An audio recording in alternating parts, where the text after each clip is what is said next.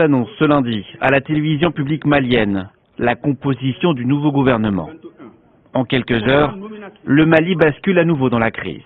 Le Premier ministre Mokhtar Ouane est au téléphone avec un journaliste de l'agence France Presse. Il lui déclare « Je confirme, des hommes de Goïta sont venus me chercher pour me conduire chez le président qui habite non loin de ma résidence. » Goïta, soit le colonel Assimi Goïta, ex-chef de la junte militaire et actuel vice-président du pays. La conversation est interrompue.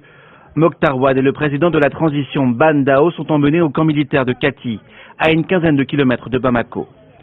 Au lieu de l'appareil militaire malien, il s'agit de l'endroit précis où l'ancien président Ibrahim Boubacar Keïta avait été emmené en août 2020 par les colonels putschistes pour annoncer sa démission.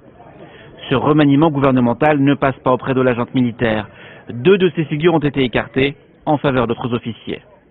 Le président de la transition, M. Ban Dao, fonde la légitimité de son pouvoir sur les militaires. Le fait de retirer certains poids lourds de la junte au sein de l'appareil gouvernemental peut paraître comme une sorte de trahison vis-à-vis des militaires. Dans un tweet, le secrétaire général de l'ONU s'est dit profondément préoccupé par la détention des dirigeants civils de la transition malienne. Il appelle au calme et à leur libération inconditionnelle. De son côté, l'Union européenne, elle, évoque un kidnapping. Nous condamnons ce qui s'est passé au Mali les dernières heures, le kidnapping du président et du Premier ministre. Condamnation également de la France, la MINUSMA ou encore les États-Unis. Une délégation de la CEDEAO doit arriver dans les prochaines heures.